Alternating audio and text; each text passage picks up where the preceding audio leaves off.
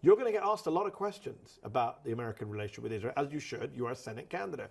What would you do? What are you going to say when they ask you what they asked Mamdani, which was, do you recognize Israel's right to exist as a Jewish state? How do you handle a question like that? I mean, the reality of it is just the hypocrisy of the question. We know it's a gotcha question, but you're going to get it. No, but here's the interesting question. Almost every president, aside from this guy, who has served in that office, has articulated their belief in a two-state solution. Israel exists. Palestine doesn't. And so I always wonder why nobody asks me why Palestine doesn't have a right to exist. But we're like aiding, arming, and abetting the very people in Israel who want to foreclose on the possibility of Palestine existing.